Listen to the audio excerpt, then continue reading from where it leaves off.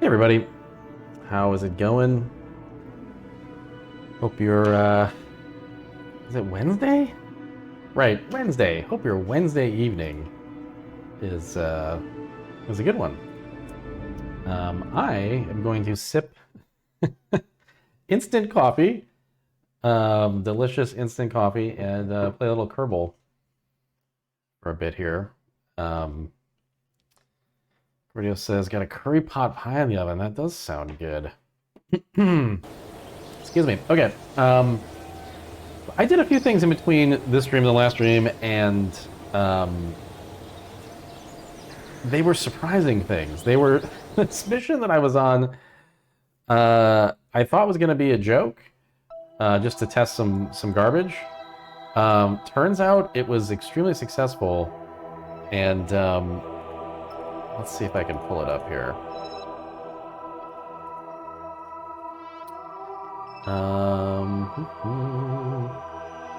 Oh, maybe it blew up.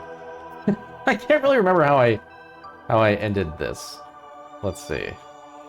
I was testing long distance probes, and yeah, I guess eventually it blew up. Maybe we'll have to do another one. So I managed to get a probe all the way to Mars. But what was amazing about this is that I got there, and due to a sort of like user error problem, what happened was I was able to get the periapsis of a Martian orbit kind of like perfectly, but then I didn't have enough fuel to slow down to create a stable orbit. I was like 50 meters per second short on the delta V, but what I did, I realized I had enough monopropellant to use the like RCS thrusters, you know, the maneuvering thrusters, and I put them in docking mode and just used those to slowly.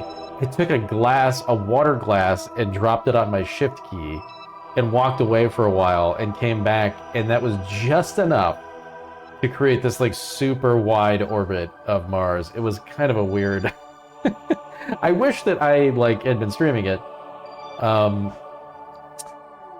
unfortunately, what ended up happening is that even though I managed to get that wide orbit, it was so wide that the Martian moon here, the Duna moon, kept grabbing the ship as I orbited Mars. Its gravity was grabbing the probe, and eventually it just sort of flung it out into space. It just sort of chucked it, just rifling off into deep space. So I guess it's this one. Yeah, this is what I had launched, and now it's just kind of orbiting near Mars, which actually isn't bad. That's not a bad thing to have. Yep, this is it. Amazing. Yeah, it's just kind of out here now. But I think what I want to do on this stream is basically that mission, but with a lander component. Because it's very easy to land on Mars. Well, relatively easy. You can use parachutes.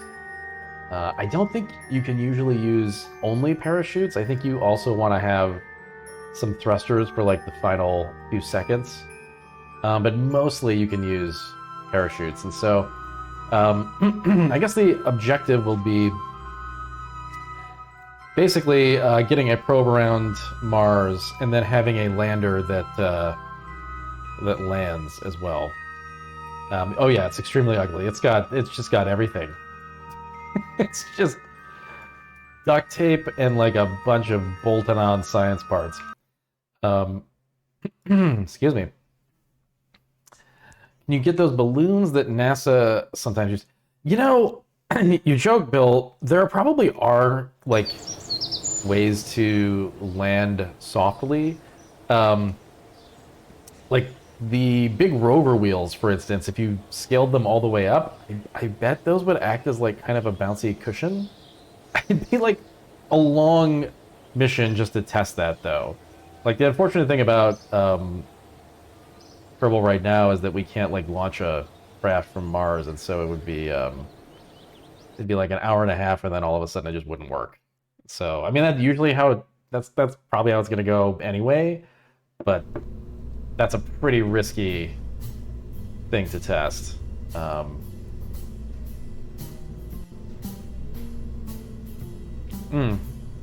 Just drop them on Kerbal?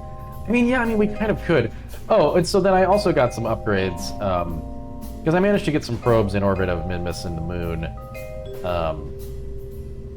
and grabbed these big fuel tanks and these massive heavy lifter engines. So this is enabling some deeper missions, like this one we're about to attempt.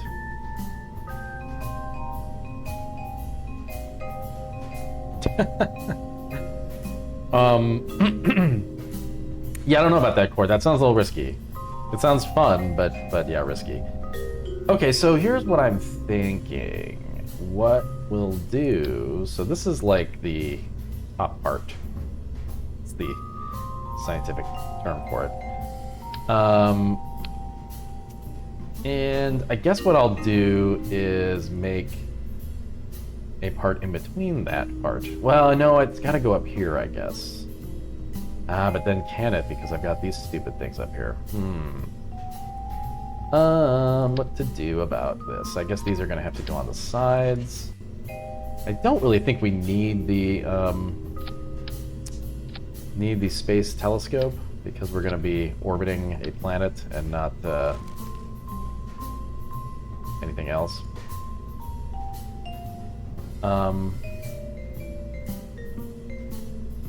So, not really sure we need, like,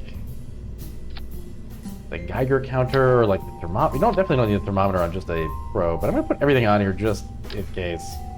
Don't know why. And then we'll double that up on the part that's actually going to land. Okay, so now I'm going to make the part that's going to land. So we'll do a stack separator. And I guess this will just be like a really thin landing probe thing. That's too big. Yeah, something like that much fuel. And probably like the lightest engine possible. Well, the ant is pretty insignificant. Maybe the spark? Eh, that might not be powerful enough. I guess we'll do a terrier. Oof, that's gonna be a big terrier if I scale it like that. I guess this thing is gonna just be smaller than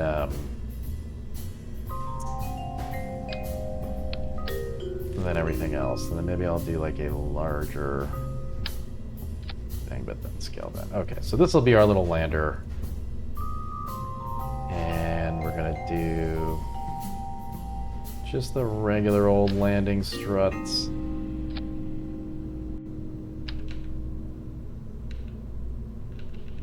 Three better than 4? I feel like 3 is better than 4.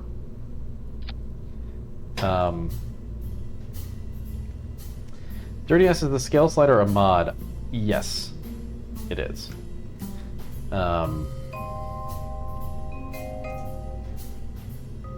Okay, so this thing's gonna be on the ground, and it's not gonna move around. Although we could be ambitious and try to create something that would like fly around a bunch, but on Mars with the gravity and everything, I doubt it's gonna be worthwhile. We just don't have the tech yet.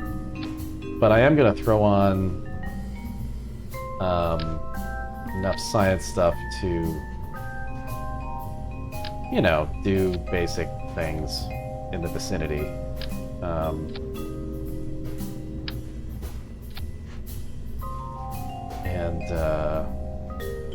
Scanning arm probably unnecessary. We're probably not going to land on something that is scannable. It's probably not likely. This, though, would be good to have. And in fact, we need to make sure that All of this stuff is high quality because... Oh, I also learned, this is kind of setting myself up for major hoisting right now, but I also, in theory, better learned how to catch transfer windows of planets. It makes a lot of sense after you read about it. I just had never really like stopped to think and like really consider what's going on there. Oh right, I have this new probe core that's like very lightweight. Oh, but it doesn't have room for reaction wheels. Let's not do that one. Let's do the other. So when we launch the rocket, I'll kind of explain what the heck I learned. Where's the Octo 2? There we go. Okay.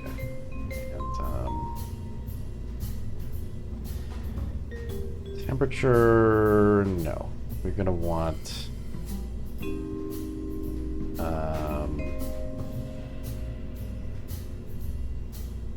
telemetry.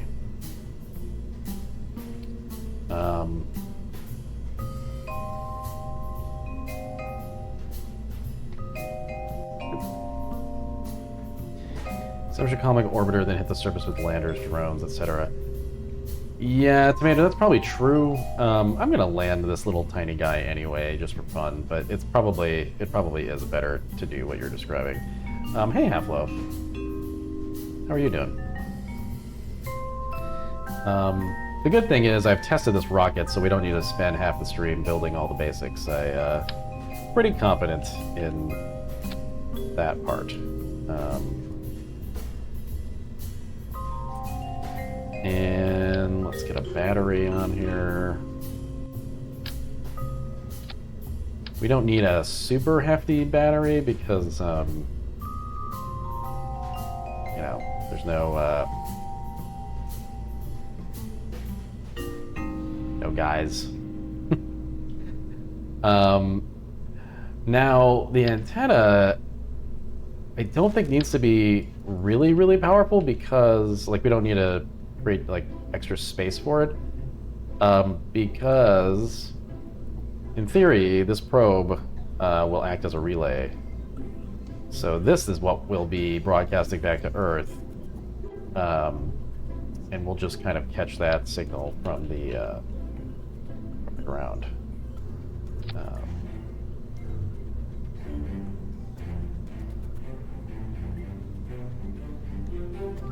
It's odd to be trying to ring an ad.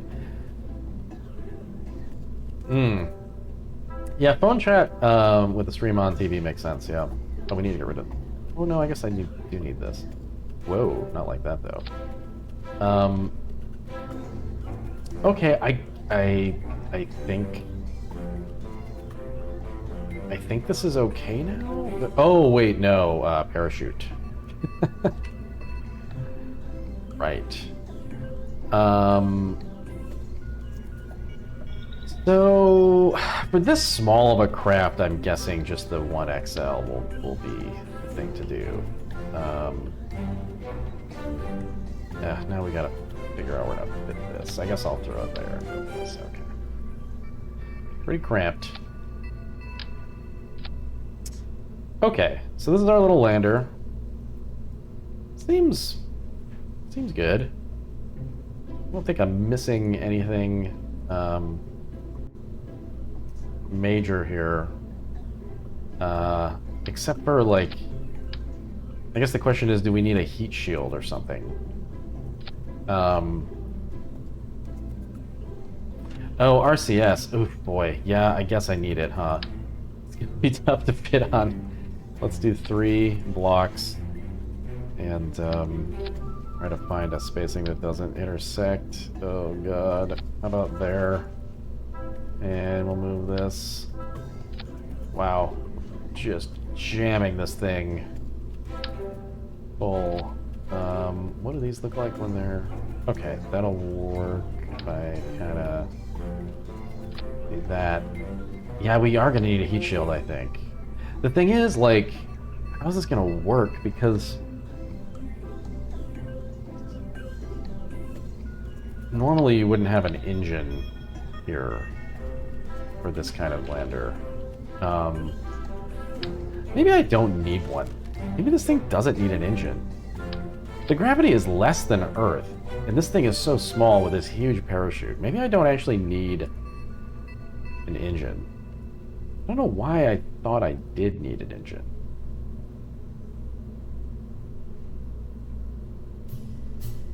I feel like I was reading that you want to have one. Although, you know, with a little fuel and an engine, we could move this thing to a different biome and pick up all that extra stuff. Yeah, like what if can you do like, let's see, can we do like a decoupler where, you know, this whole thing is just like a, here, let's scale it down. Like this whole thing is just here to shield the craft on descent, and then it decouples, and then the engine's free. That's why, Haplo. Yes, that's why. That's why people recommend you bring an engine for landing on Mars. Right. The atmosphere being less dense.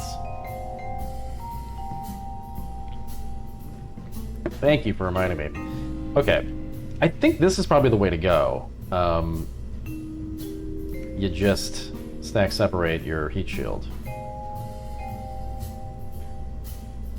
I don't know if that's like enough. It's not really covering all this stuff on the outside, you know? Maybe we scale that up and scale this up, and it just looks kind of dumb, but it's covering everything. I guess I'll try that. I don't know, it's gonna look really stupid, but I guess it'll probably work. I don't know. Okay, where's the center of all this? Wow, alright. Jeez. Interesting. Interesting craft here. So let's build our fairing again. Okay, so this is not going to go around these scanners now. There's really no way to, like, get them...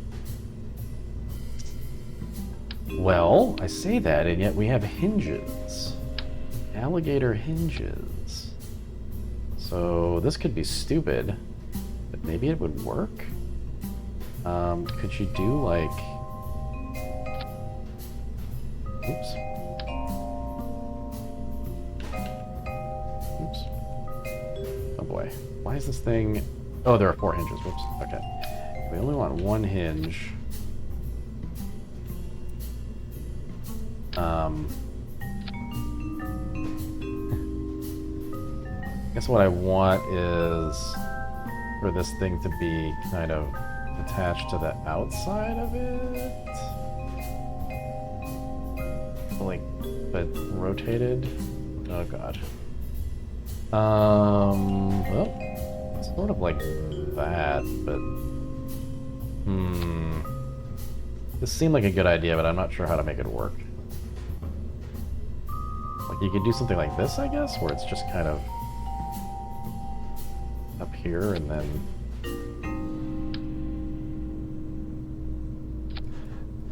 Oh, wait a minute now.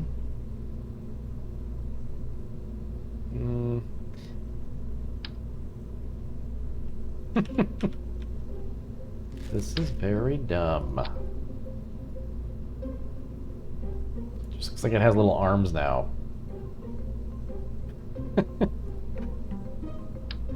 I mean, I kind of like that part, but here, let's snap it all the way up here, and then can I get it?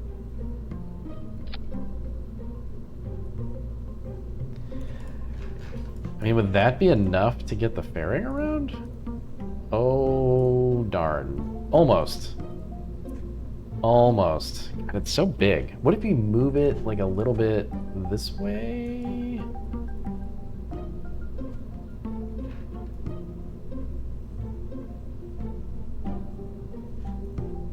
That works. That actually works. I don't know if that's gonna make... We're technically intersecting with the spaceship a little bit, but it might be okay.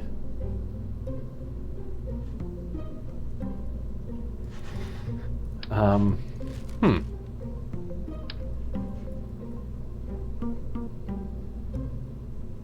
That might work better around the top lander, like Rabbit Ear the Lander. Oh, well, what about, like, oh, uh,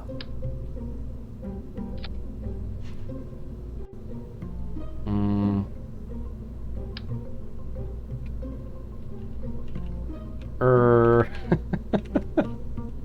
God, rotating this game is always just a real journey.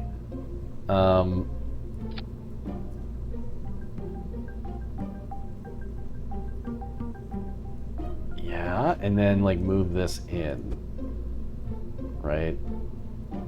So kind of like that. That seems like it's maybe good. Because now it's like sort of really neatly tucked in there.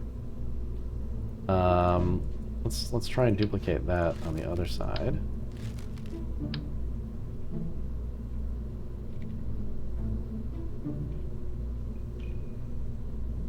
Mm-hmm.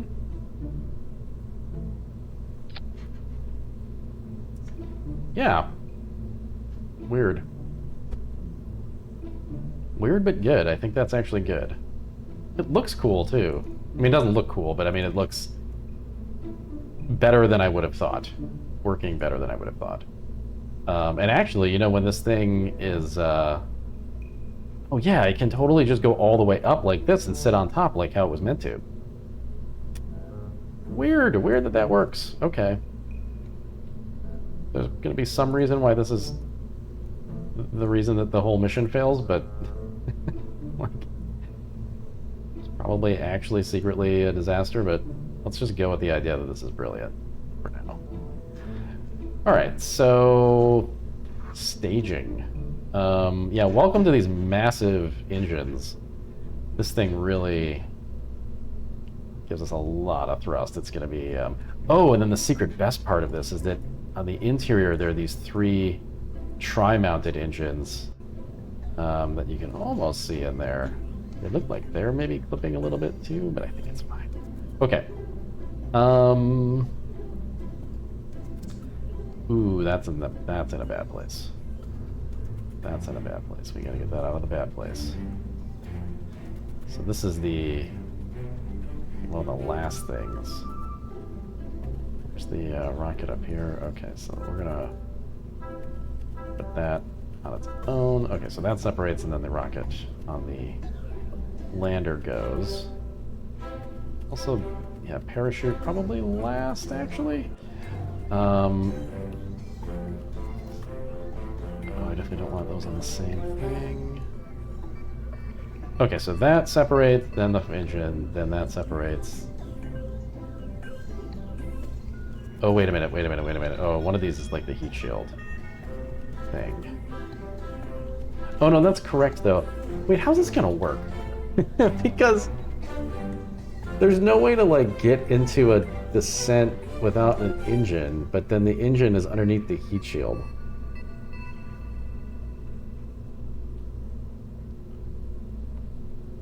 I guess that just can't be. We're gonna have to put the heat shield on the top and then do a different parachute configuration, I guess. Which I guess is just simpler all around, but... Whoa, no! There we go. Oh, I've actually got that attached to the thing there. Well, alright, so that's gonna be like that, and then...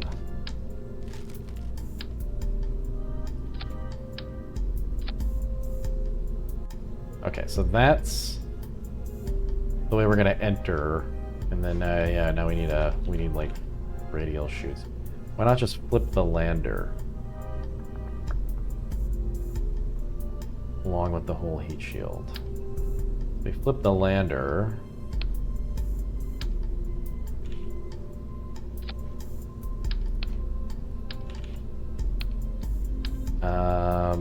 It's the top of this thing doesn't want to snap. I think that's the reason why. Yeah, there's no like attach point on the top of this probe core or something. This will be fine though. I think we'll just do radial shoots, even though there's like not much space. Oh man. They kind of want to be up here. Let's move these down.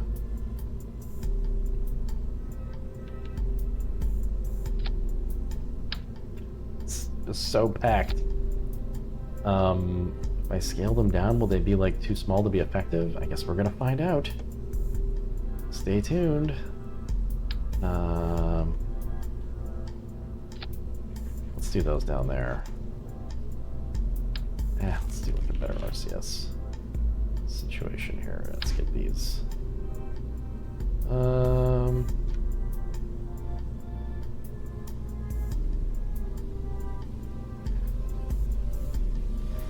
This is a parachute test. Fair enough. Okay, let's put them above the... Oh, that's like no monopropellant when you scale them down.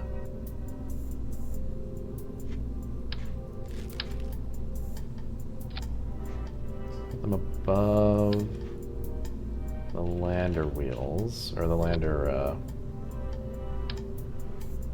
struts. Let's move those down, I guess. And do this. Okay.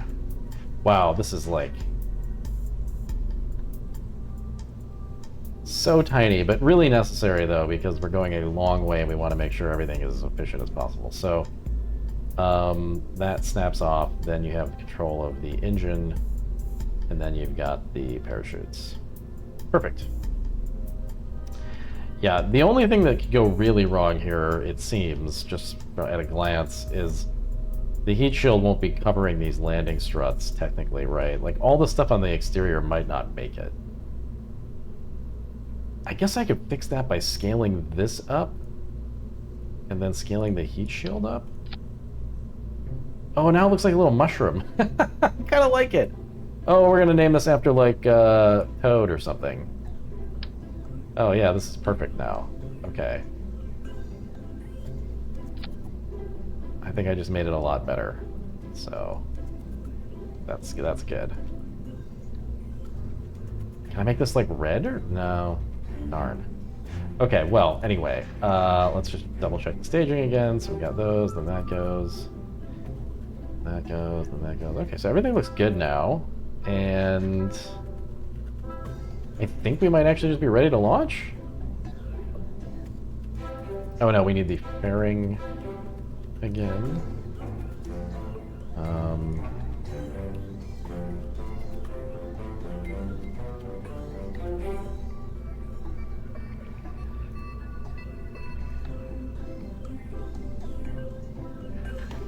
Okay, and then the fairing staging will go. That's perfect. That's fine. All right, I think this thing is ready to go. We're gonna call this what? Mr. Toad's Wild Ride? Mr. Toad's Wild Ride. I just named it in one. We don't need any suggestions. That's just the name of this now.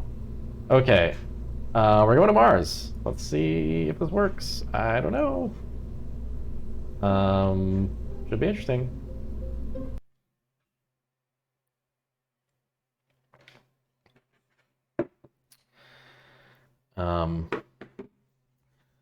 Yeah, so all of these engines, we should have like 8,000 total Delta V. Oh, you know what? I didn't check the tracking station. We need to make sure we're actually in a transit window for Mars.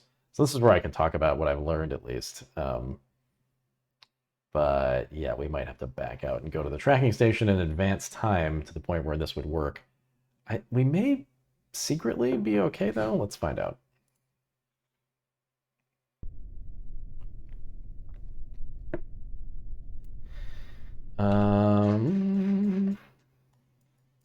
I think we're okay. So what you want to do, and this makes a lot of sense when you think about it for 30 seconds, but again, I'm just relatively thick. So if you... Okay, so like really basically, right? Objects that are orbiting the sun, that are closer to the sun, are orbiting faster, right? They're making faster revolutions. So anything out here is taking a longer time to go around. Knowing that, what you want to do is launch your craft from wherever you want to reach. If it's say like Duna here, it's like about a 30-degree angle, because if you imagine, we have to catch up to this thing, right? But because we're rotating faster on a lower orbit over here, when we kind of basically make this sort of curve, it's just the most efficient way to do it. Wow, I did not explain that very well. Essentially, because we're closer to the sun right now than Duna is, even though Duna is further along on its radial orbit, if we launch now, we will catch up to it because we are closer to the sun. You know, we're rotating faster. So we're strafe jumping it via the sun. Yep.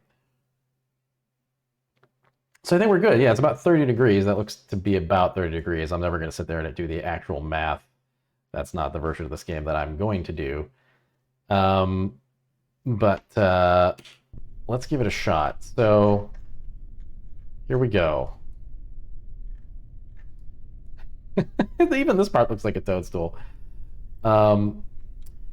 Exactly, Half-Loaf, right. Runners in the Olympics. The inner track starts behind. And so if you want to finish at the same point, you start, if you're on the interior, you're going to start behind, and that's a perfect way of explaining it. Okay, here we go. Okay, turning the engines on, probably a good thing to do.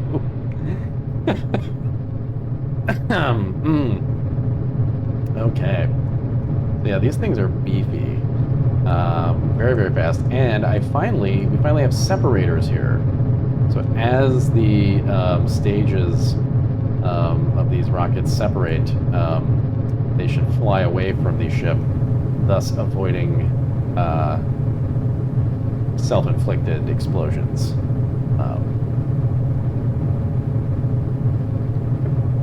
But let's find out if that's successful.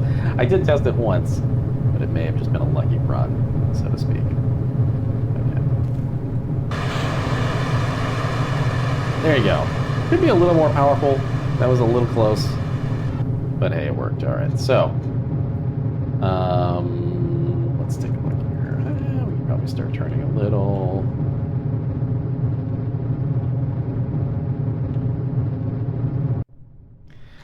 Whoa, that's a very extreme view. That's pretty cool.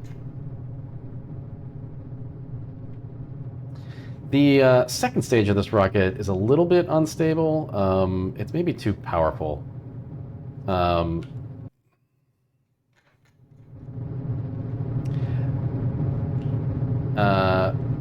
Chord angled is worse. Trust me, I tried that version. But yeah, center mass would be ideal. The problem is, and I'll explain it when we go back to the builder eventually. But there's a bit of a problem. Not insurmountable, but it just makes it kind of tedious to build.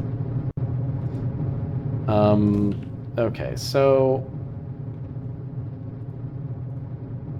yeah, we want to just get a nice orbit here, and I'm just doing this as a rough kind of calculate. Whoops! Oh no, I don't want to do that. All right, well, we're gonna roll over and bye.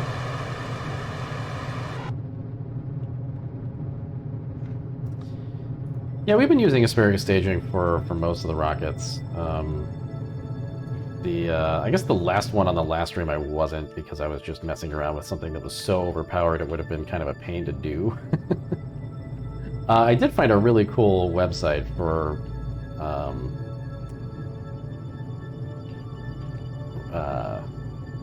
calculating the most efficient staging based on what kind of parts you currently have unlocked. And I can link that if anybody's interested, but it's a very good site. Okay, I'm gonna pause because this is getting a little out of hand, and then we'll hopefully relight these engines. they don't relight, we're in trouble. Anyway, yeah, you can now see the interior here.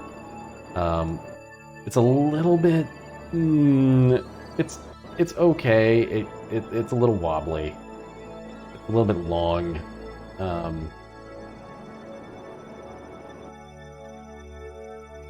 Hey, Lucid. Yeah, let me grab that link here. Okay, there you go.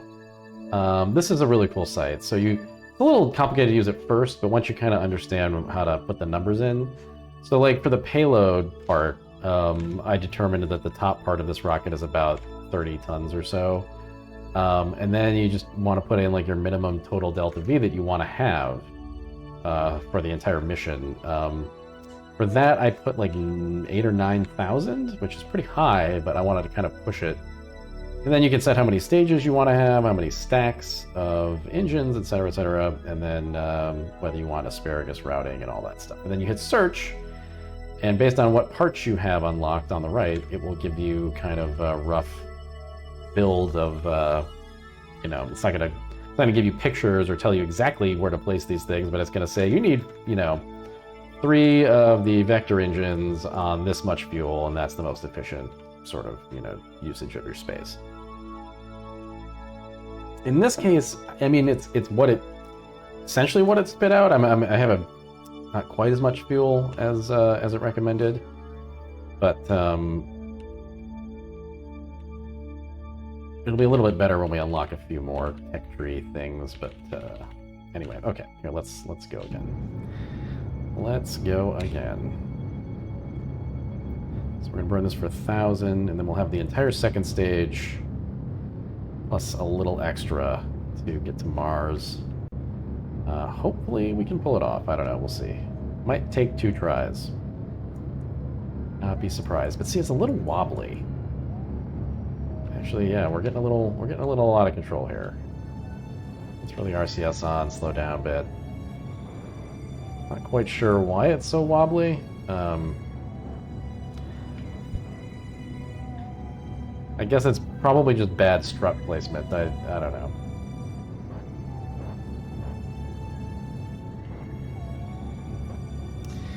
Yeah, Lucid, I wish I'd had it when I was like really low on tech, because it would have been pretty helpful for figuring out kind of rough moon mission designs, etc. Okay. Whoa. I was not watching the map, and that's a bit of an orbit. Okay. Well, we're gonna want to, I guess, go from here and then just escape Kerbal orbit here, and we'll do just enough to do that, and then we'll... Actually, you know what? If we just burn the rest of this engine, or the rest of the stage, then we'll be escaping. That's perfect. Okay, so currently configured, this first stage gets us out of Kerbal orbit. And then the second stage is what we have left for Duna stuff. It may not be enough, but we'll find out. I think these engines are too big. I don't think you need something that's this powerful. I'm not quite sure why it recommends that. But I guess because it's making the assumption that, like, even though your payload isn't big, maybe you're going to be doing all this maneuvering around, like, atmosphere or something? I don't know. It's probably, like, worst case assumption for fuel and everything. Oh, yeah, let's just burn the rest of this and go. Okay. Alright. Bye. Alright, so let's just warp to Kerbin Escape here.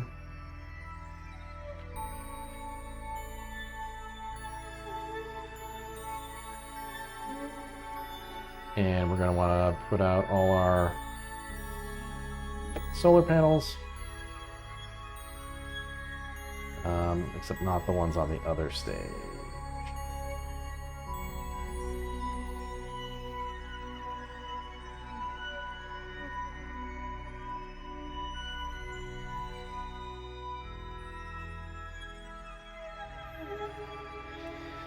Okay, so all that's fired up, and yeah, let's get to this point, and then we'll try to make it to Mars. I don't know. We'll see. Oop, okay.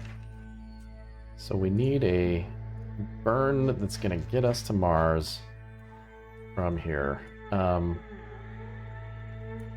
Oops.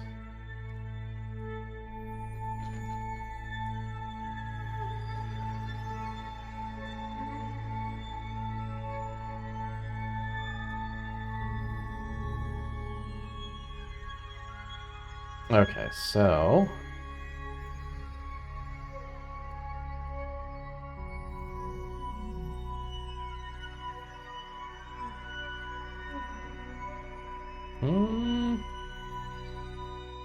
let's see. Okay, right about there. Looks like right there. Okay. Okay, and then the thing I learned last time that's really helpful is oops. Zooming in on the planet that you're trying to do these calculations for, and then you get a much closer view of where your periapsis is at, and you can do a fine tune of your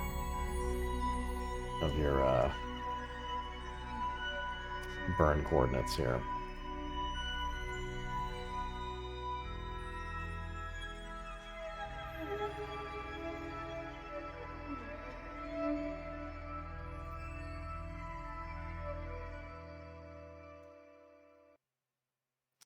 That's pretty much perfect. Okay, so we're going to try to hit that. We almost certainly will not hit that on the dot, but we will try. Let's get to the maneuver.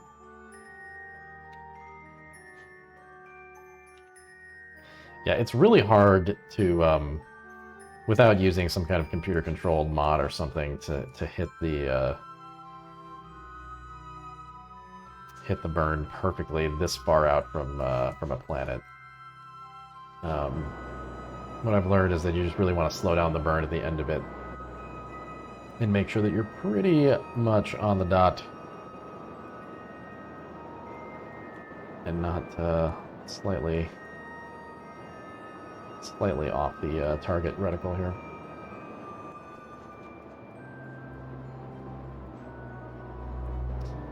Okay. See, it's really wobbly. Might have to slow this burn down just because we might be so wobbly that we just wobble our way into a death spiral.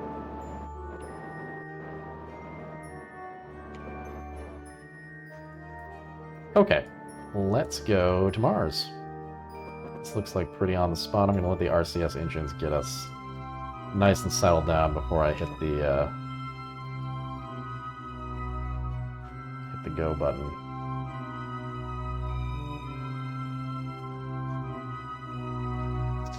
All right, and let's go.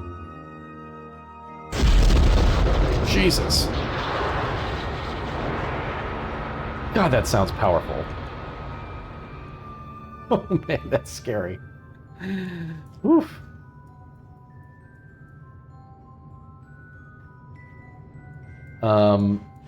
Yeah, we are burning fast, but this is not even a quarter throttle. I feel like these are overpowered. I don't know that you really need this much power on this second stage. I think you just need like little poodle guys. I don't think you need these massive engines. It's kind of ridiculous. All right. Okay, so now we're getting close. We're going to slow down to like almost no burn here. So now this is like a 30-second burn Gonna try to hit this on the dot, but it's probably not gonna happen. Oh man, I really hope it does, though. If we go a little over, it's okay. We don't want to do a little under.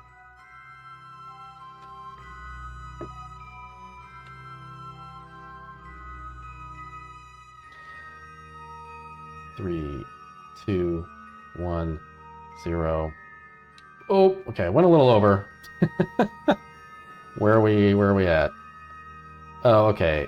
It's alright. We didn't quite nail it anyway. That's okay. Okay, we're in the ballpark, and we're on the way. So here's our approach. I guess what I'll do is get us like to here, and then there's 177 days away, and then we'll do a little adjustment, a fine-tuning of our angle here. Maybe I shouldn't wait that long. Maybe like around here. So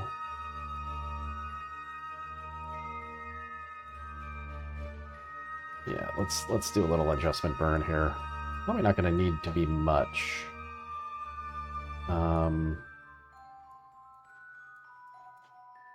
Okay. Well, oh, now see, this is interesting. See, like, here's the moon, and on this burn, we would actually end up getting grabbed by the moon. Yeah, it's a little scary. You want to kind of get your periapsis pretty close to Duna, because otherwise you're in danger of running into that moon.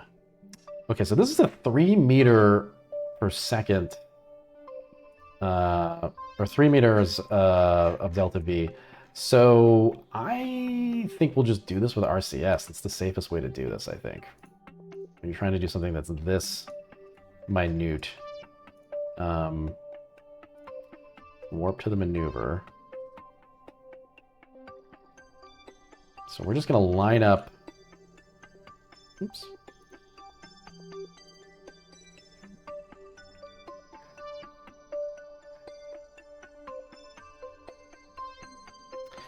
Right, Lucid. The other thing I'm worried about, though, is that these engines, because of the mod, they will fail after a certain number of burns. And so if we don't need to light this thing, probably best not to. So I am going to roll us to the...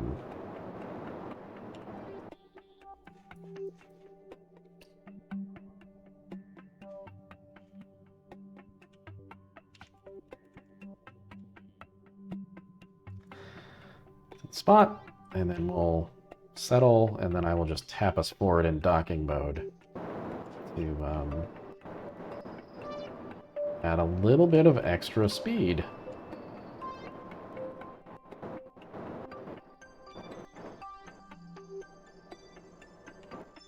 Okay, that looks about right. The docking mode, and now as I tap forward, we should see the number slowly going down. Question is, am I using a lot of our mono propellant for this? Yes, but we're probably not going to need much to land. So I think this is actually the right thing to do. Yeah, these engines do waggle quite a bit. There's a lot of waggling happening.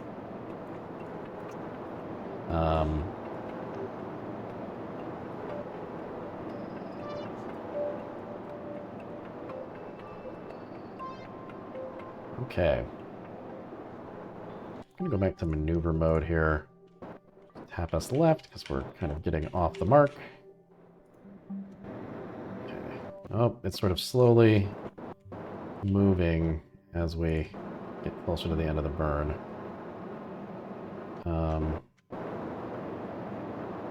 Okay. This is a great way to do this. I'm going to do this like this from now on, when there's like a really tiny bit of delta V we need to pick up. Okay, yeah, so now we're at... Oh! Saw the RCS on it. It was like changing thousands of meters of trajectory. 600,000? I think that's totally fine. Let's just call it there That is so much better than I was hoping to hit. Um, and I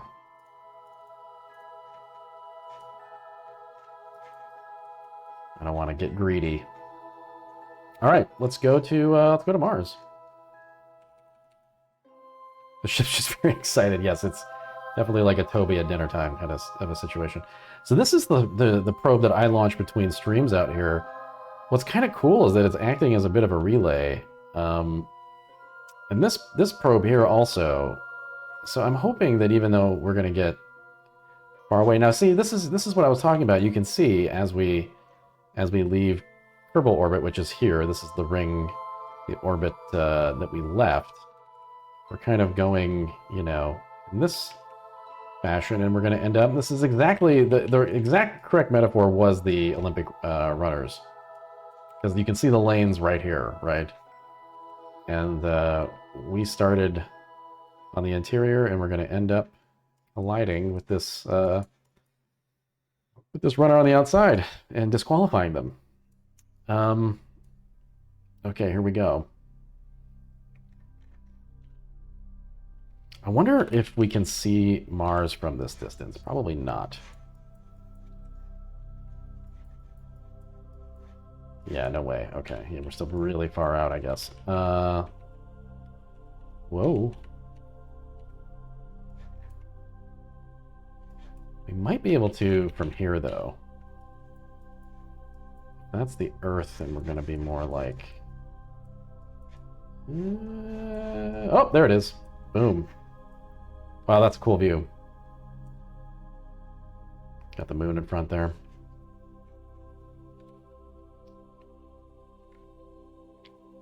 Hey, Bacon Face, we're going to Mars.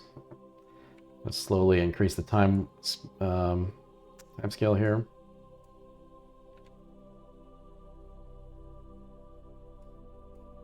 Oh wow, the shadow of the Martian moon, that's really cool. Okay, we are now captured by the orbit, and now we are going to... This is the moment of truth. Do we have enough thrust to slow down?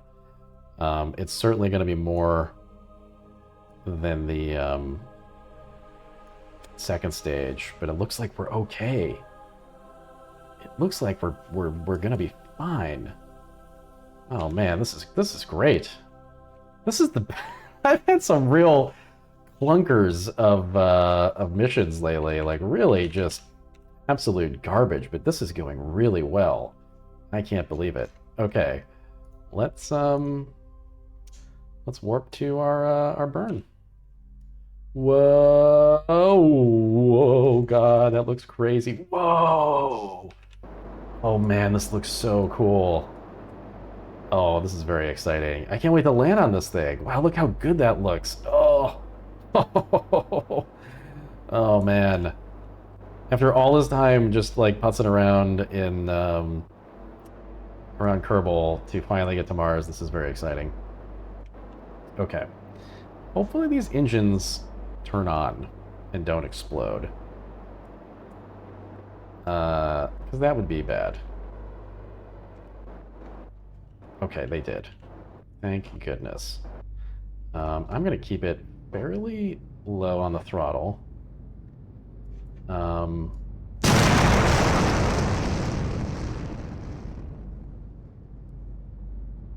Every single time.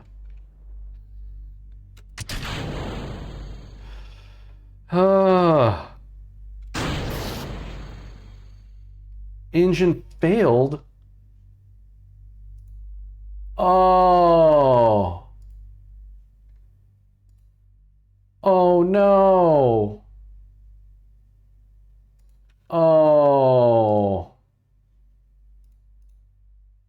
Oh, that was Potato's fault.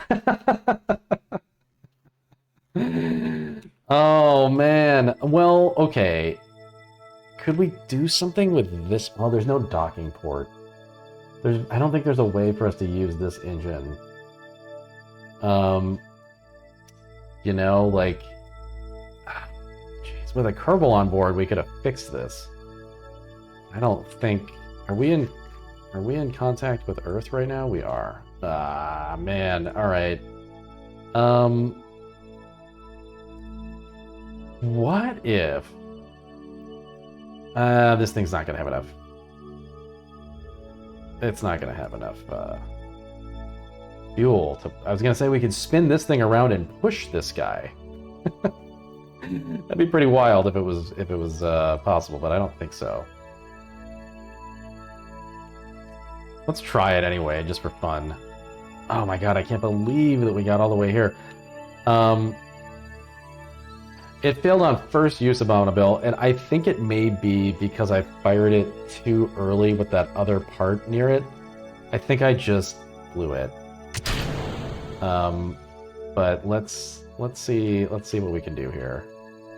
Wait a minute. Why don't I have control?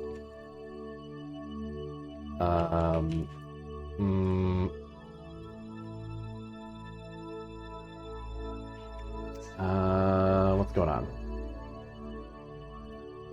Oh, the monopropellant's empty. Okay, well, you know what? This might have gone really poorly anyway. So what happened was the whole ship, the big ship, was using monopropellant from the lander that entire time instead of using the stores that came on the actual ship. So we would have had a really rough time landing anyway. That's kind of a big problem with the ship. But also, why isn't this engine turning on? The staging of this is kind of messed up. Okay, so we had some critical failures here at the end. Whoa! Shit. Oh no! Where's the ship? Okay. Can we, like, maybe... Can we just slow down enough? Do we have enough?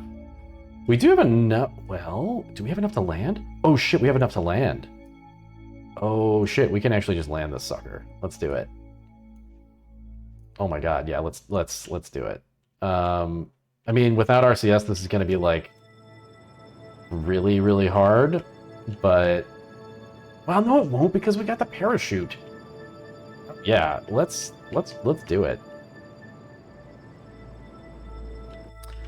God, adjusting this thing without RCS is it's so unbalanced. It's just wobbling all over the place. Oh god. All right, well, yeah, version 2 of this of Mr. Toad. I mean, this is sort of like Mr. Toad's Wild Ride. I mean, this is a pretty wild ride so far. Oh, there's the planet. Okay. All right, so okay, we get 21 ignitions on this one. All right, so we are looking at, like, that kind of... This is perfect. Assuming that, you know, the heat shield holds. Without RCS, it's going to be impossible to point this thing in the right direction, so hopefully it just sort of naturally does that. I guess we're going to have to retract the antenna. I hope the probe core has an internal antenna that's powerful enough to give us control of this thing after it lands. That's another thing I didn't think of. Okay, well, this will be really interesting. I'm kind of curious what's going to happen here. I do not know. Let's see. Gonna speed up time as we go around the planet. See, we're gonna go way out here and then land in the bright side of Mars.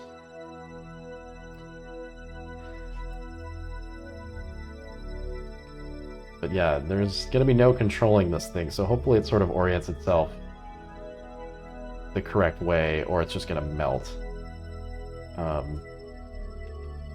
Which I guess wouldn't have been an issue if we had our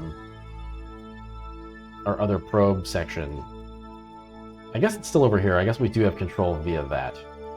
You know, like we have line of sight to the probe that just went past. So we're actually okay. Wow. This looks really cool. Alright.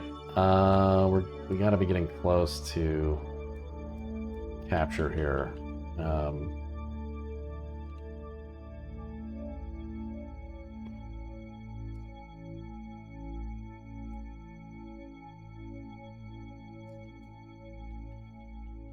Maybe we're not going to need a heat shield? I don't know. Okay, here we go. Okay, now we're in real time. We are landing. Landing on Mars, in theory. Speed up time until something bad happens. Okay, it is going to orient itself. And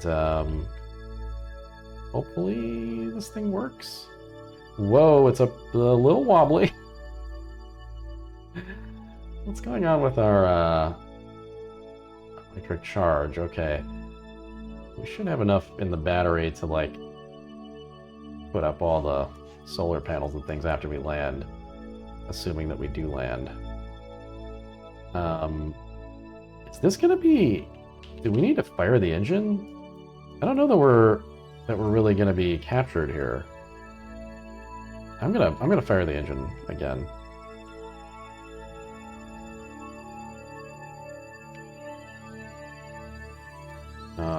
We gotta get around though. We gotta get we gotta slow ourselves down. We're speeding up. Okay. So let's check our...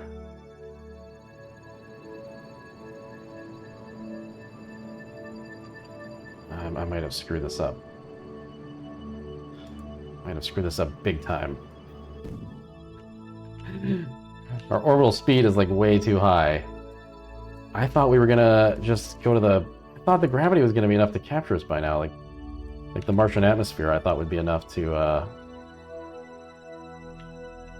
put us down on the ground now. Are we really just gonna be orbiting at this low altitude forever?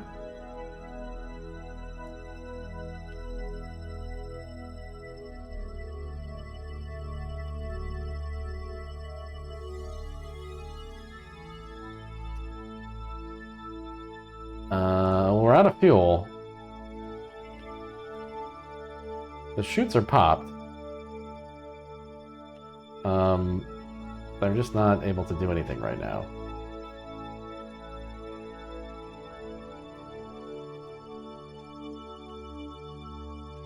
Are we slowing down?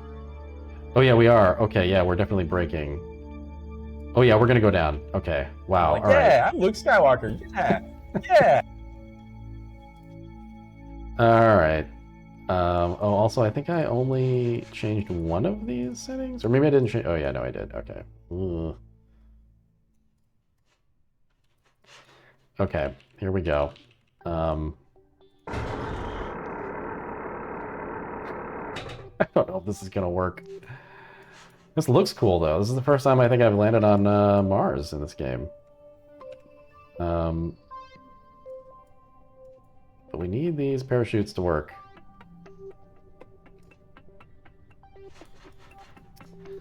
Because we are out of fuel. Alright. Let's go down to real time now. We are face first. I don't like the look of that. Oh boy. Come on, parachutes. Let's go.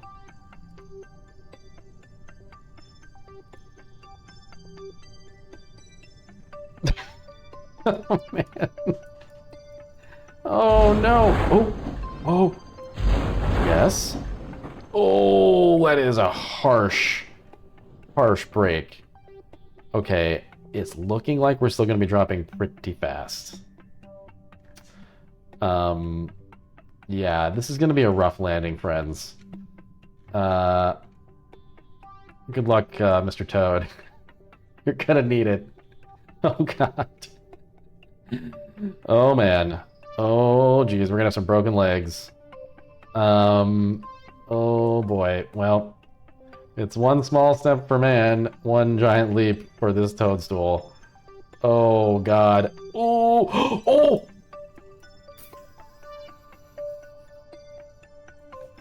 Oh, I love how it's just slowly sliding down the hill. Oh! Oh my God, what if it landed face up? It's not going to. I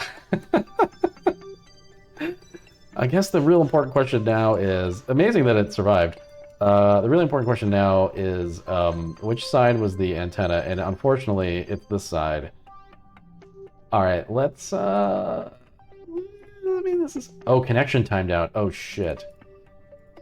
Okay, we gotta get this antenna up. Okay. Whoa! It flipped us. Oh no! No! Oh! Don't break! Don't break! Don't break! Oh, don't break, don't break. Oh, God. Oh, this poor sad little toadstool. Oh, jeez. Look at that rock. Oh, no. Oh, we're going again. Oh, this time we might actually really pick up some speed. Uh-oh. Oh, shit. We might want to retract the antenna. Oh, God. Oh, we're falling through the world. Oh, wait, what?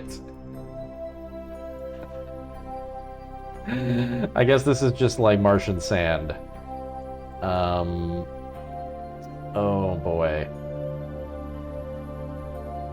Well, we're just doing cartwheels.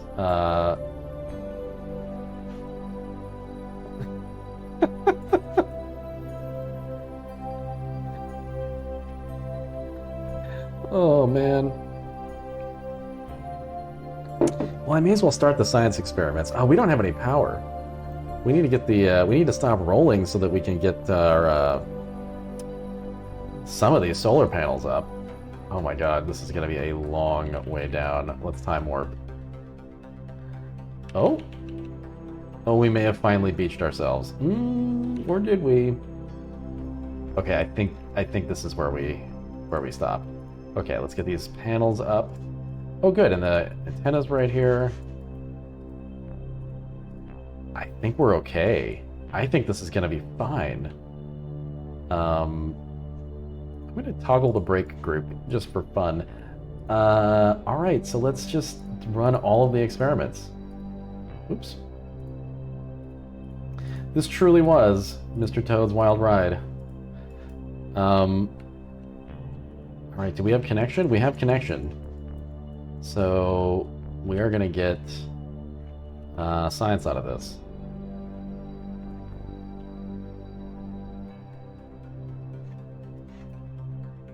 And let's take a look at all this sweet data coming in. Oh yeah. Oh yeah. Transmit all of that. I think unfortunately it's transmitting very slowly. What's our connection?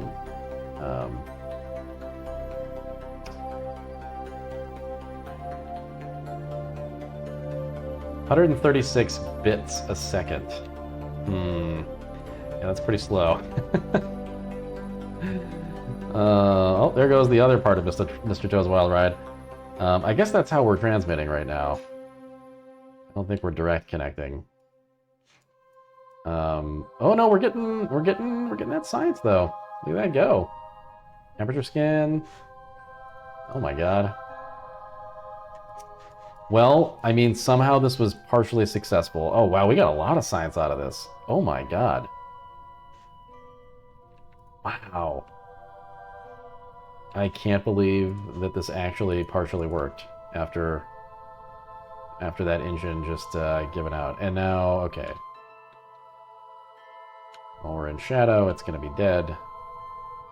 But now we're back online. I think we're done, though, science-wise. We've got mystery goo samples, but there's nothing we can do with that. So, Mr. Toad's Wild Ride will just remain here on the Martian surface. Pretty fun little mission, though.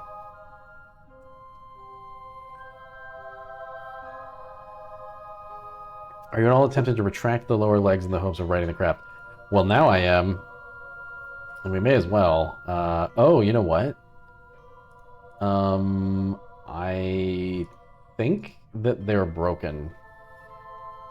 Oh, wait, no, I was just still on the fast time scale. Okay. It looks like we're just going to sort of slide on our butt forever. Which is fine. Sort of like a beached whale, a turtle on its back. We can wiggle our little butt. But that's it. But hey, all that science. Let's see what we got. Looks like I think it said 144 total, which means we might have enough now to buy another 300 science tech tree slot thing.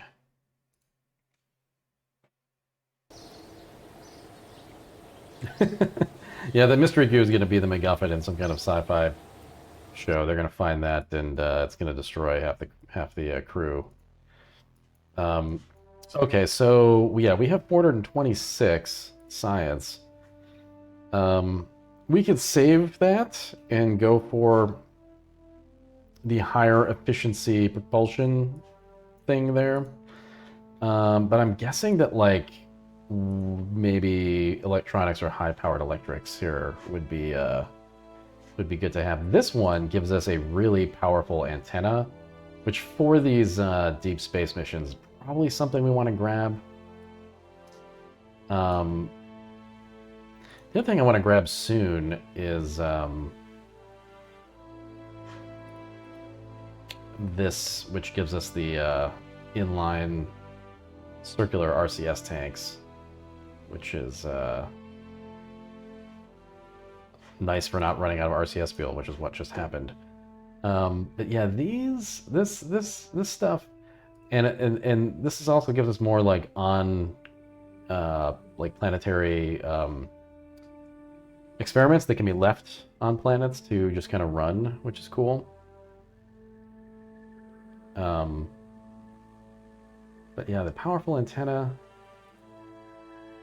probably worth grabbing. I don't know. Let me think here. High-powered electrics gives us better solar panels.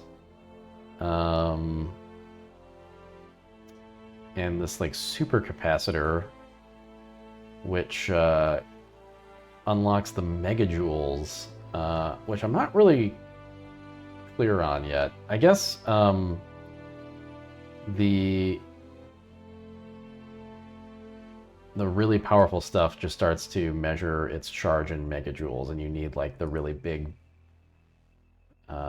solar panels to collect it. I'm not sure.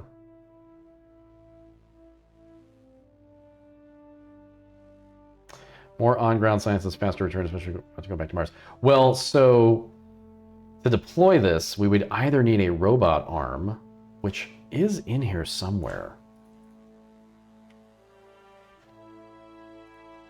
Do we already have it? No, we have the scanning arm. It might be this one. This is a pretty advanced science tech. This is a pretty bonkers category here. This gives us a lot of stuff. Large scanning arm. And then all the drills that we need to mine resources on planets, which is really kind of not the end game, but like we're going to need to do that at some point here. And where's that robot arm? Oh, the grabbing unit. Here it is. I don't know if this can be used remotely, though. I'm not actually sure. Yeah, I don't know. I've never used this. Let's see.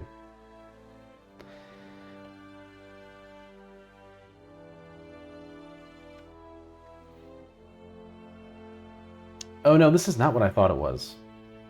This is actually like a spider claw thing that lets you dock with asteroids and comets and redirect them.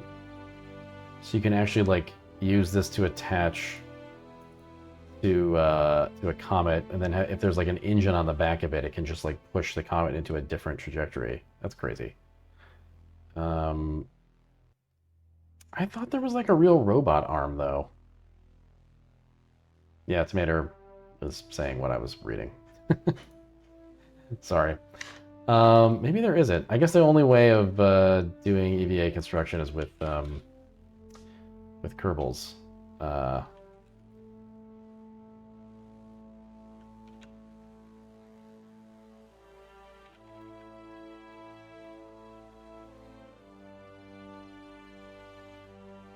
Yeah. seems like that's the case, just from what I brief Google. Well, yeah, I'm pretty tempted. Well, on the other hand, supersonic flight and advanced aerodynamics, we could build a space plane to fly around Mars. But man, would we be able to get it there? Ooh. It'd be tough. Do any of the other trees lead to doomsday devices? Well, faster than light is the end of this whole tech tree, but then there's some pretty wacky things at the end of this.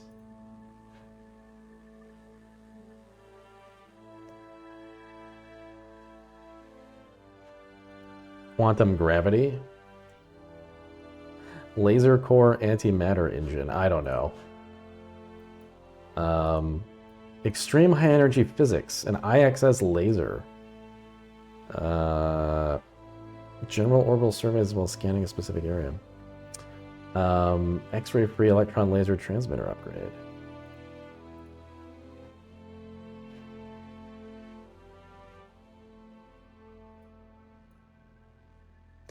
There are things that allow your Kerbal to not go bonkers. So a lot of that stuff is in like the crude experiment slot upgrade and all that stuff. I guess the gravity ring, even just the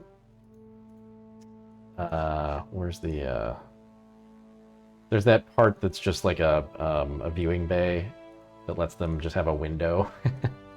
All these things contribute to your Kerbal sanity.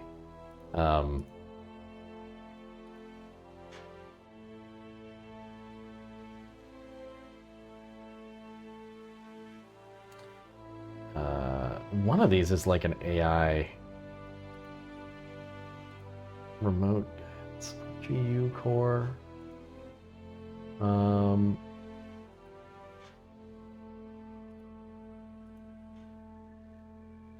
Yeah, one of these is basically like it's the thing that essentially makes a drone like a Kerbal piloted craft. Not that I want to use that exclusively because that would be no fun. I want to try to do a manned mission to Mars here, but I'm gonna have to wait until we get a couple more things unlocked, I think. This active shield, definitely. Yeah, so the advanced science tech to the experimental science, we need this active shield that gives us some extra radiation shielding. I am not sure what to buy though. I'm for some reason I'm very hesitant to buy anything right now. I think that this is really what we probably do need because these are so efficient, these engines, that I think they would help with these interplanetary rockets.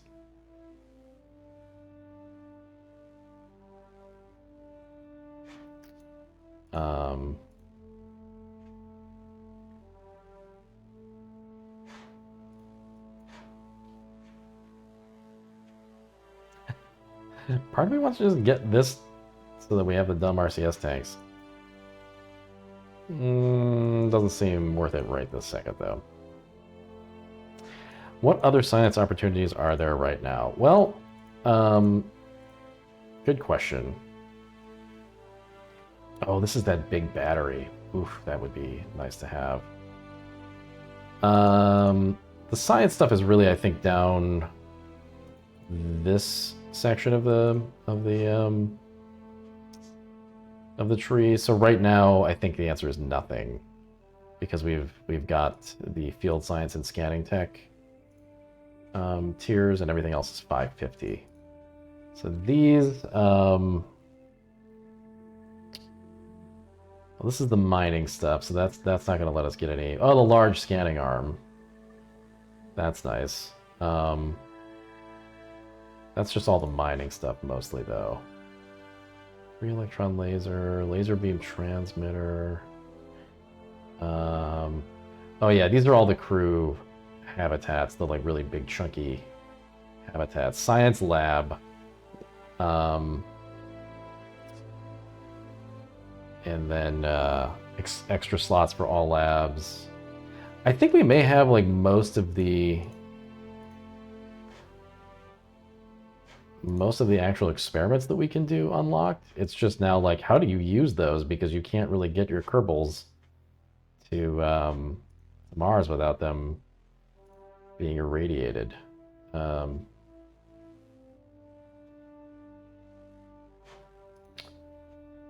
But I could be wrong. Oh, sorry, Lucid. Yeah, the low-hanging fruit is still like just get a probe in orbit of Mars. So, I mean, the thing is, like, the human experiments give you a lot more. Like the crude experiments give you a lot more science. So here, let's take a look. All right, so Duna, atmosphere analysis. So atmospheric analysis, this is like 80 science per biome. And for this, you need to be flying low or on the surface. On the surface, it's 128 per biome. So like if we could get like a drone or something onto the surface of Mars, we could really clean up. Similarly, I'm assuming Venus, yeah, Venus is also 128 per on the surface. 96 flying low. So that's kind of what we need to do. We need to be able to get to all the different biomes on a different planet. Like that's really the most science we're going to be able to grab. I mean, if we could do it, I mean, if you look like on the surface, an EVA report on Duna, if we had a Martian rover that I could drive from biome to biome, we would have all the science in the world. But man, yeah, we can't really get a Kerbal there, so we're gonna have to do a lot of this unmanned first, and then level up to the other thing.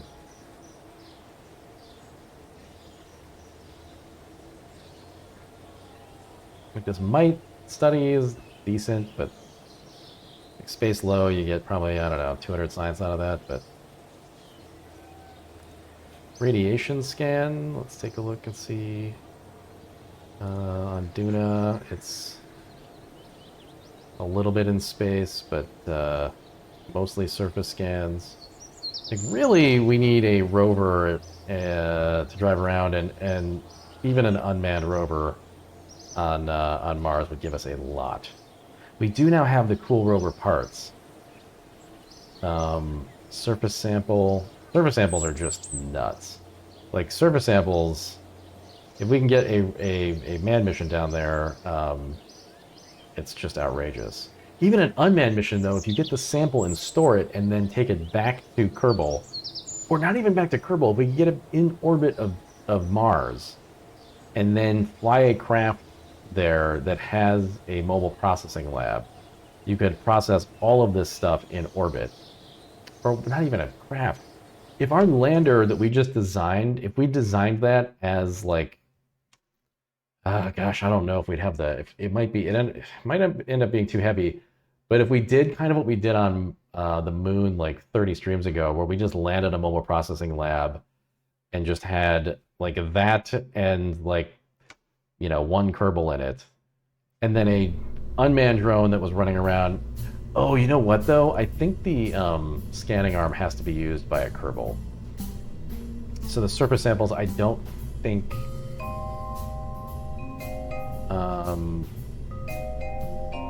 Well, this says like. Oh, the scanning arm actually doesn't collect a sample; it just scans. It's a different thing. Yeah, so to get the samples themselves, you've got to do it as a Kerbal.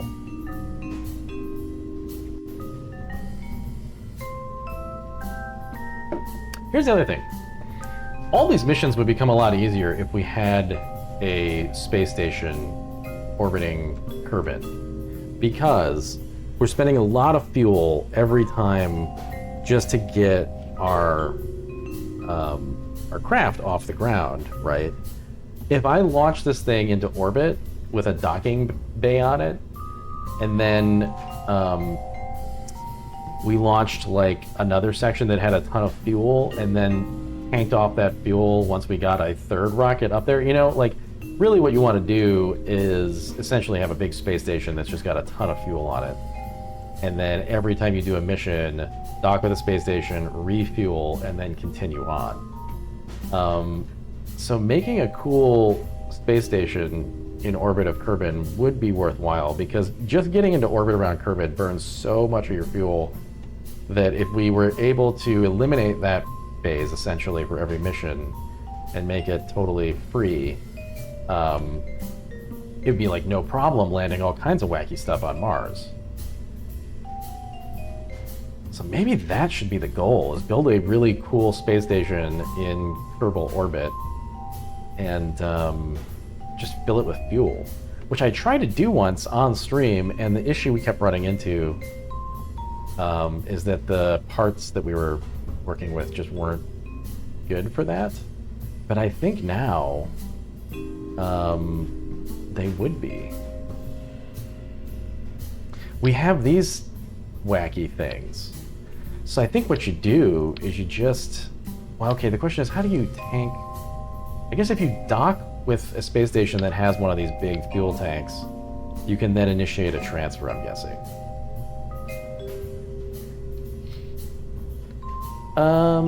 Spinning, I don't know. I'm guessing not. I don't think so.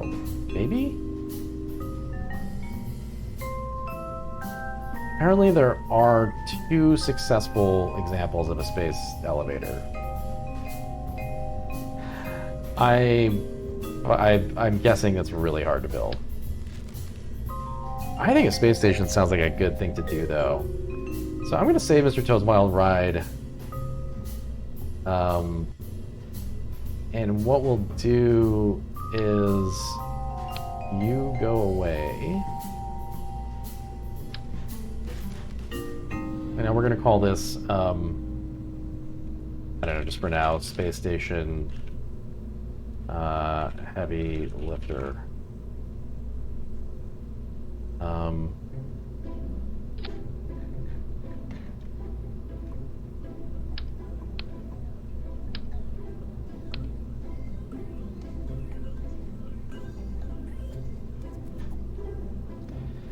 Oh, the docking ports might say cord. That's a good tip.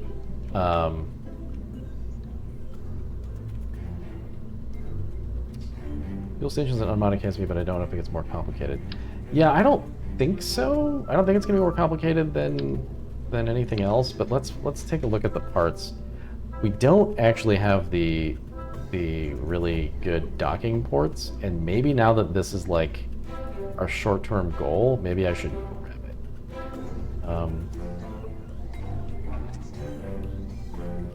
This doesn't say anything about transferring fuel.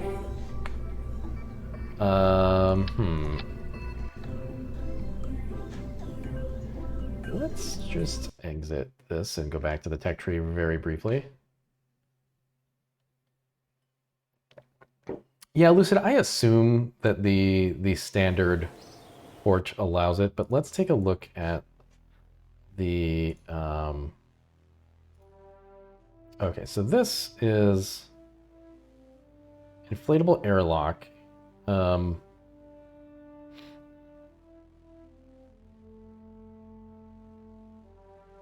Radial mount, hex core possible too. Shielded docking port.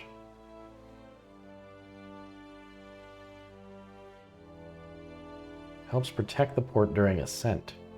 Huh. That's interesting. You know, in terms of spending our science, if we're gonna do a space station, we should unlock the high power electrics. And get these panels and the big batteries and all this stuff. I think that's the thing to do. I was hesitant to do a space station because remember with those Kerbalism parts that we were using before, it just was like a real nightmare trying to figure out how to do it. But I think with whatever this configuration of mods is, it's gonna be a lot easier. I don't really know why I don't have those base parts anymore. The mods in this game are just, there's so many of them, I just get lost.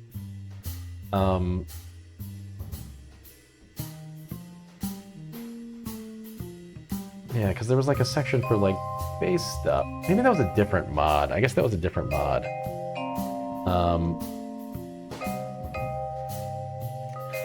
Okay, so let's build the core of our space station. I may not complete this build on stream here. I'm probably going to go in a few minutes here, but I want to just sort of roughly map out what we're going to do. Only ever left it in orbit. Yeah, Lou, so that'll be the plan. And really, I think I'm going to design this thing to have sort of a core with like maybe 4 docking ports on it, and then we'll just attach different sections to it. Sort of like the core of the ISS. So, as a core, we're probably going to want like a crew pod, so that if we dock... Well, I guess for just a straight-up fuel situation, we don't need crew. But this is the module that keeps people sane. It might be kind of fun to have one of these on top of the space station, you know? So we think about like the top would be kind of like this over here, and then we'll do kind of like a cross four-way core. So what are we gonna need the center of our core? I guess yeah, this big probe core, a literal core. Maybe also kind of rotated like that on the bottom of everything. And then the center, do we want the fuel in the center, or do we want the fuel kind of attached in sections? I guess the fuel wants to be attached in sections. The middle can be well, we're gonna need 4 docking ports.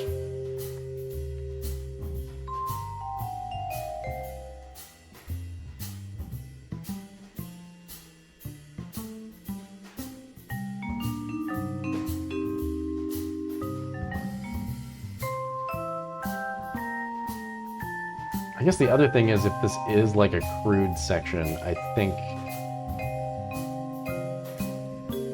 you want parts that crew can go through. I don't think they can like jump from one crewed section to another if there's something that's like a fuel tank in the way.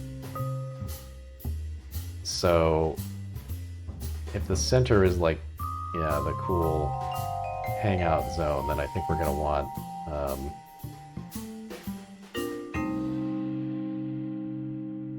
oh, do we not have the like big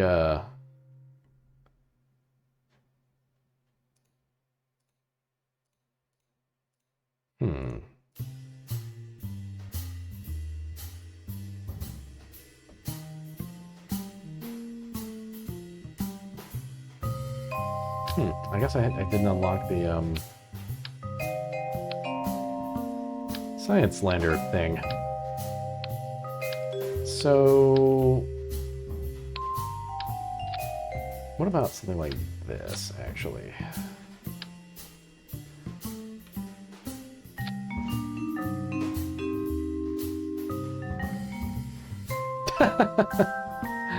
True bacon. Does Jersey also do have gas station attendants mandatory, like Oregon does? I guess it does. I've only fueled up in Jersey like twice in my life, so I don't have a great memory of it, but yeah. Alright, and then, whoops. Where are docking ports?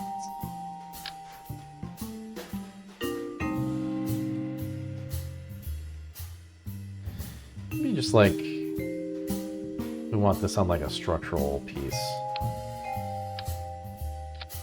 So if this is the top,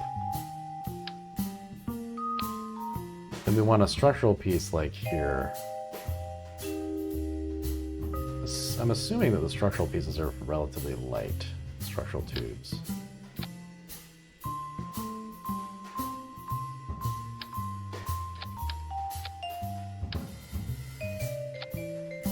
So what I'm thinking is that you then do something like this, where it's like, after we're done here, we ferry up, you know, this kind of thing, and just have like, you know, I'll just sort of fly up 4 missions in a row, and we'll just kind of end up with something that looks like this.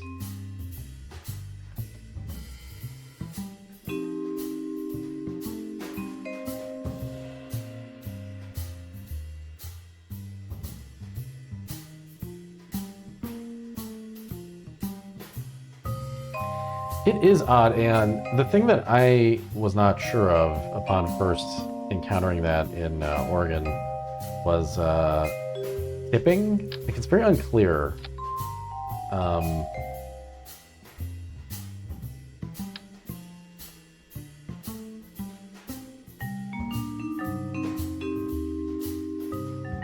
Oh, Lucid, that's the plan. I'm just sort of leaving them there just for the moment. These are cool. Oh, those are the big boys.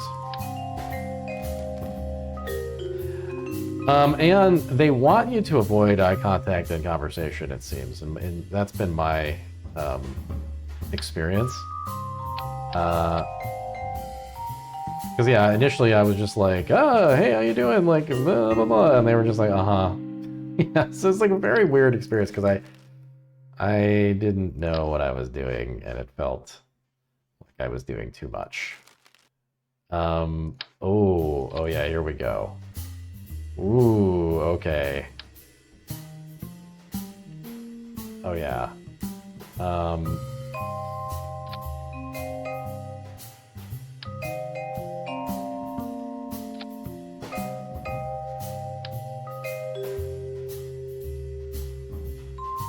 Oh, interesting.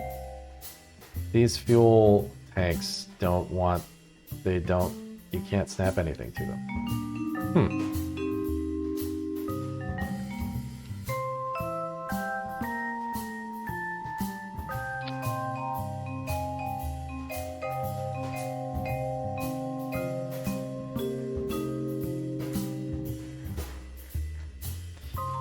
Yeah, I suspect that's the case.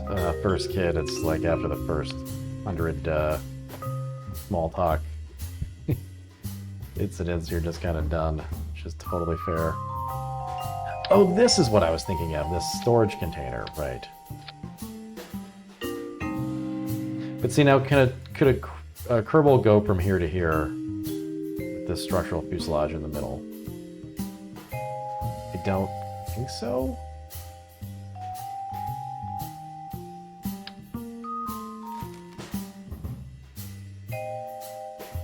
Let's make this smaller. Oops. Where's the structural tube?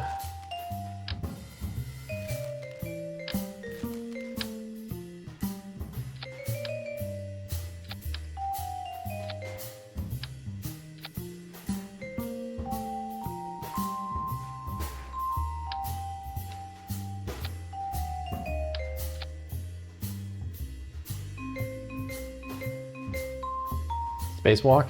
Yeah, that's possible. Oh, it'd be a shame to launch this without the Toby flag on it, and also some ridiculous lighting.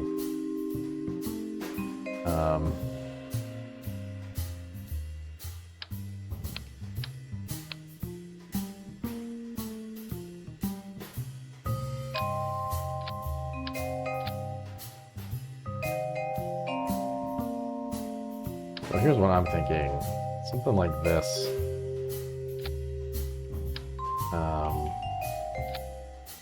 as, oops.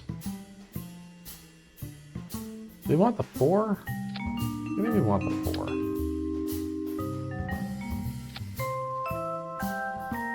That's kind of cool as the center of it. Or do we want to do like the classic ISS thing, where it's like, you know, sort of like this, and then the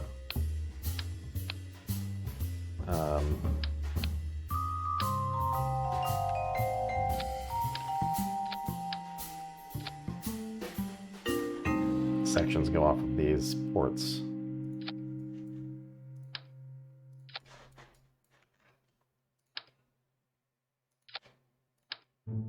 Maybe that would be cooler than having them all go out in a 4 configuration.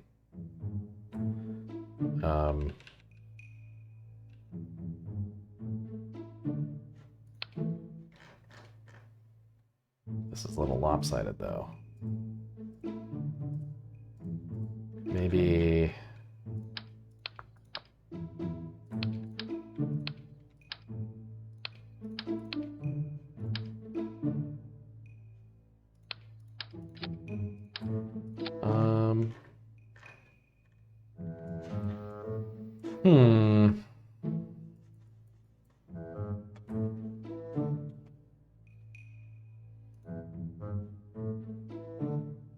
And there's probably also science we can be doing over time up in space, I'm guessing? I don't know.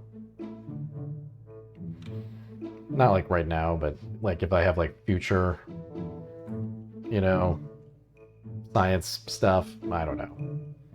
It maybe just kind of is going forever in space. I think I'm gonna like this more. This way we can do like cool.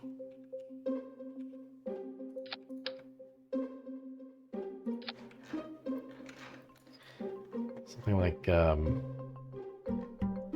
that, and then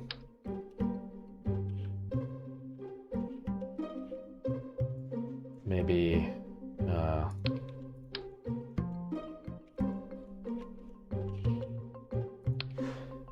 structural.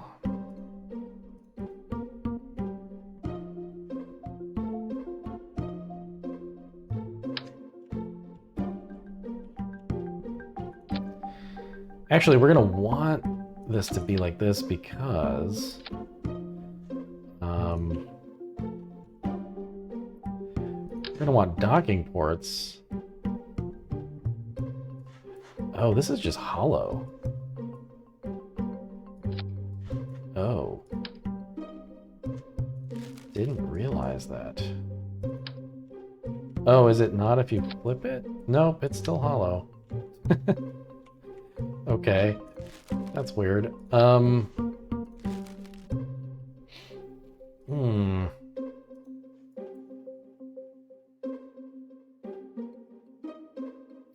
these are liquid hydrogen tanks. Can we change that to liquid fuel, or is this maybe not going to actually work for what we're doing? Oh, maybe this is not a fuel tank, then, really. I mean, it is, but it's not regular old spaceship fuel. God, there's so many different substances in this game. That's terrifying. Yeah, okay, so that's not normal. That's not a normal fuel tank. And I think these cryogenic tanks are not the same either. I don't know. Oh no, they have liquid fuel in them. What is the point of the cryogenic tank? Does the heat build up if you're near, like... I'm scared that I don't know why you would want this.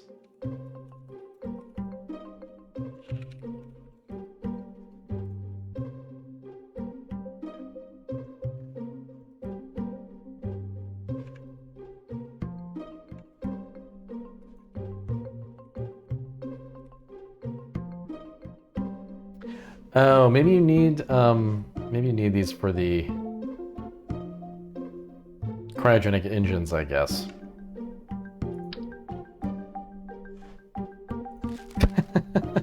It's okay, First Kid. I'm kind of struggling in the same way, especially at the end of the stream here. I'm just like, what are these again? Like, what am I doing? Yeah, I guess ultimately it's just gonna end up being like normal Rocco Max stuff, which is kind of a bummer because it looks sort of boring, but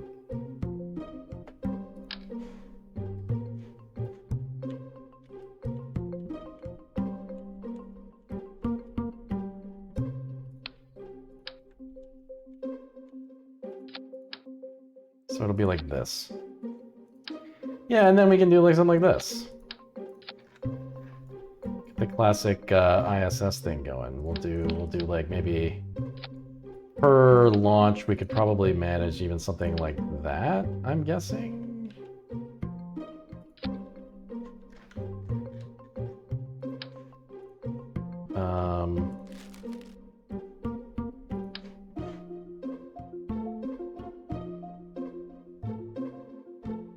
Oops. Build my solar panels.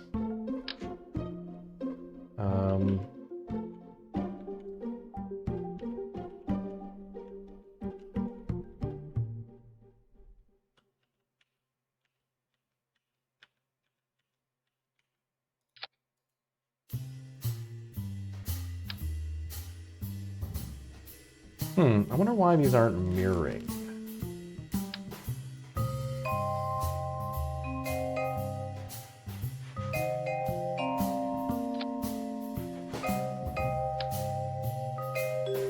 Probably got something to do with the docking port. I guess it won't really matter because it'll just be a standardized section that I just take up one at a time. Okay, now I'm realizing slight problem. I guess these are going to have to go off to the side.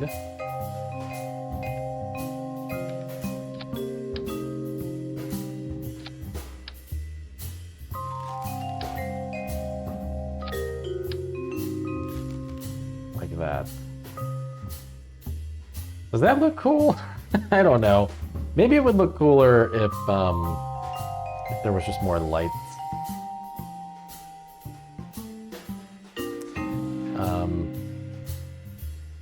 But this is probably like the right kind of core configuration, I guess. I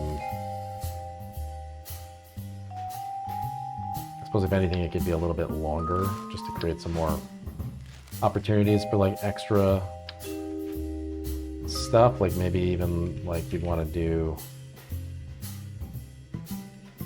more docking ports than are necessary right now and just kind of future-proof a little bit.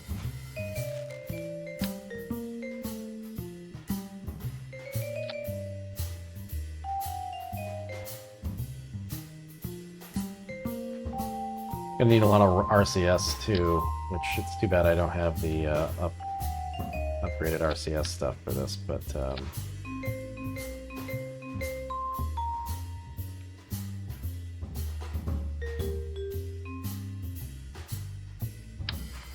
guess we'll just place 1,000 of these on here. Those can always be refueled. Actually, one section of this thing could just have a ton of RCS stuff on it, so I'll just do that. We'll just bring it up later on one of the longer sections.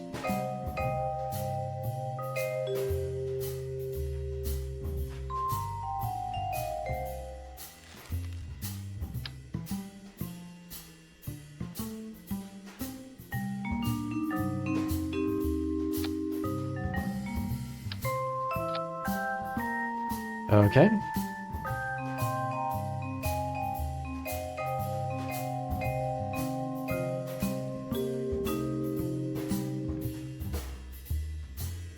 This might be cool, actually, where it's like...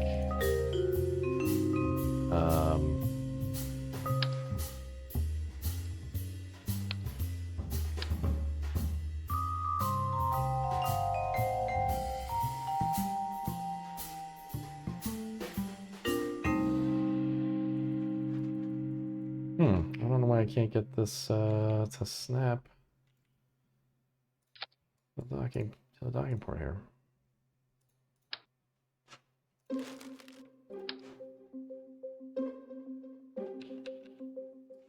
Oh, because there's an RCS block on it. Oops. Okay, let's just put these down here.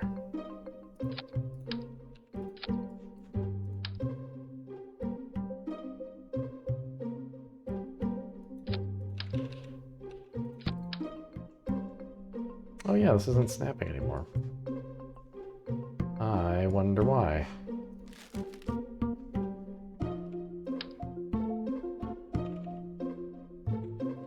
That should really snap.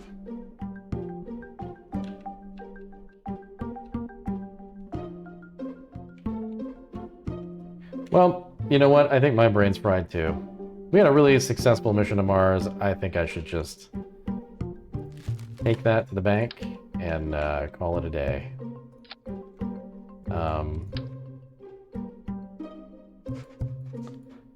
But thanks for being such helpful Kerbal viewers, everybody. This might be kind of cool. I don't know. Something like that? No, that looks stupid. There's got to be symmetrical. All right. When I come back next time on Kerbal Interstellar, I will have designed the core of this thing and we'll launch it. Or maybe I'll have it in space already, because I don't know that it'll be particularly exciting to launch the first section, but I think docking the first fuel section might be kind of cool, and then tanking off of that for Mission to Mars would be cool. So I think I'll save for the stream. I'll save like attaching one fuel section to this, and then we'll make use of it on the mission on that stream. I think this looks fine, actually. Let's just call this a day. Cool. Actually, I don't even need to bother with the other docking port thing, because we'll know that there's going to be a docking port on the fuel section that we're docking. So, anyway. All right. Everything's figured out, and I'm excited for the next stream. Yeah, no, cheers, Spinning. Good luck with the rest of your work. And have a great rest of your night, everybody. I will see you possibly tomorrow. I might try to squeeze in that Minecraft stream tomorrow, but if I don't squeeze in the Minecraft stream, I will quite likely just plan for a longer Minecraft Monday next week, where I can catch up on everything that was made and do Cure's jumping thing. That's kind of what's at the back of my head right now for that. Anyway, see you all later. Take care. Have a nice night. Bye. Hour 2.5, and I think we're on world record pace. Not everyone runs this category. Oh! Hi, my name's Nick Brecken. All right, here we go. Oh, wow, I've never clicked this button. Yeah, I'm Luke Skywalker. Yeah. Yeah. No! I am a game developer, occasional podcaster. Turn over the door, you coward! I stream almost daily on this channel now called Idle Thumbs. No! We have a really good community. Oh, no! Please join us for, Nope. oh my god, I'm alive. The hoisting? Join us for the madness. Oh no, the engine's too big. Join us for the hubris. What I need to do is stand on the roof of this Jeep and fire a rocket-propelled grenade. Oh no! No! I occasionally stream with my girlfriend Janelle. I live on the edge. No. I live on the edge. No, you don't. Sorry, I occasionally stream with my partner Janelle. Oh, Toby. And my wonderful dog, Toby, who you may see. Oh my god, Toby. Toby, get out of there. This part's not going to be used. Ready for the knowledge.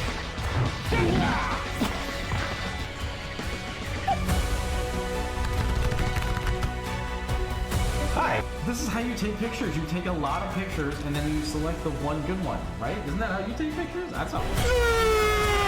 You piece of shit! You did it! That was way too big. I don't like being that big. This is a much better size for my face. This should be censored.